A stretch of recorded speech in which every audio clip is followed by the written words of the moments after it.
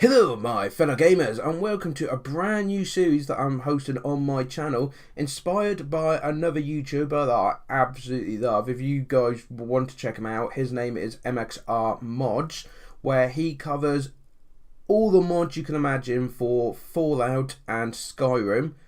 Absolutely brilliant to watch, even if you're not into those games or you don't play them, still entertaining to watch, so I'll still check it out.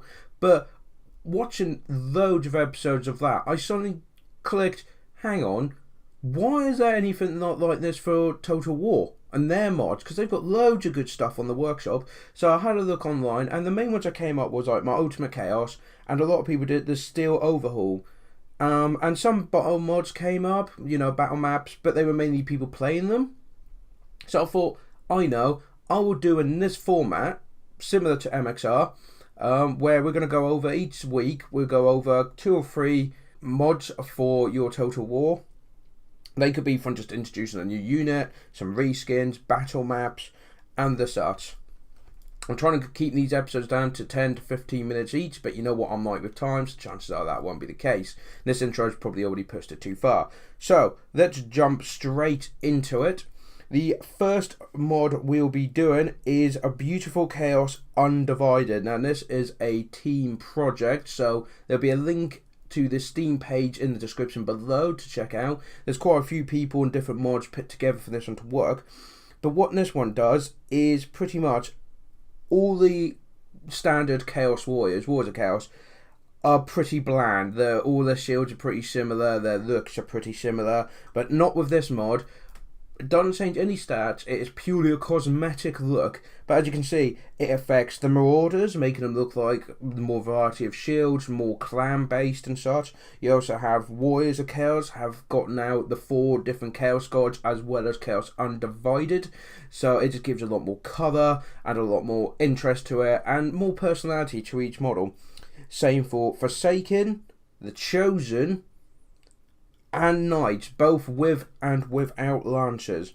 I also need to point out that they have actually modified quests, so if it's like a Zin's favoured quest, then all the models are Zin's looking. If it's a Corn quest, they've all got the Corn shields and that. So they have actually programmed this mod where if you do the quest battles specifically for it, then they will have that look. So if this is something you just want to make your Chaos look a little bit more chaotic, a bit more random, having the different gods represented in that, this is definitely a mod worth a checking out.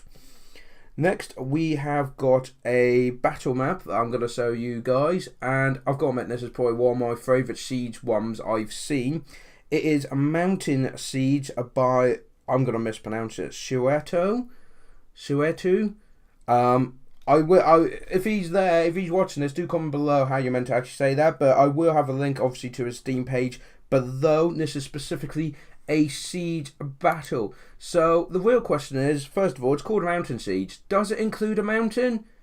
Yes. Yes, it absolutely does. And the fort you're fighting is inside said mountain, which is absolutely brilliant. So with these panning shots I'm now showing, you can see it's a massive fortification. You've got 3 gates, 1 in the centre, and then 2 raised platforms you can go for.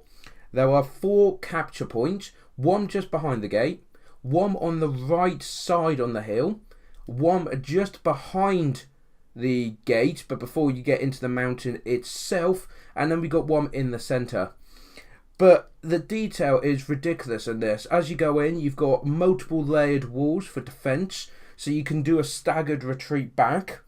And of course where the capture points are as well make it a lot more interesting. Then you've got this beautiful archway held up by dwarves with banners and that going in. But when you get inside, the mountain hold itself is absolutely amazing. You've got all mining equipment everywhere. You've got a small tavern. You've got all supplies for beer and ales, because that's obviously very important. Like I said, you've got all mining equipment, you've got little fortifications and buildings, little doors that lead to tunnels and stairways. Absolutely, the detail, like the mining side of it as well, is absolutely brilliant. You've even got this back passage as well, which you can actually I was going to say infiltrators, but that's not the word. Vanguard units. attacking vanguard units can actually deploy at that back gate, so you can get a few units behind them just to put some pressure on. Also, you do have on the right side another gate, a little gate, but it leads into the inside, so the attackers can actually attack from 3 points at once. The main front, which has got 3 gates, you then got this side gate, and then you've got the back gate, but only vanguard units will be able to use it. So absolutely beautifully detailed map here. As I said, just looking around, the more you look, the more detail you'll find. And also, just from a battle point of view, this is going to be really good fun to play on. I am definitely going to do a shout out to Sue Devil.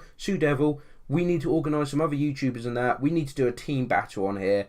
Like, have some greenskins attacking the dwarfs or something like that. We'll have to sort that out. So anyway, guys, that is it for today's episode. Do hit that like button if you enjoyed this idea of having a regular weekly episode of new mods, and it's just not the big ones, but just little ones like here's a unit, here's a map, here's a proper look at it. And a shout out to the people that do make these and take the time to do it. So we'll wrap it up there, guys. Thank you very much for joining me. I hope you enjoyed this episode. Like I said, do hit that like button. Do comment below as well. So thank you very much for joining me, and I hope to see you next week for the next one. Till then, guys, take care.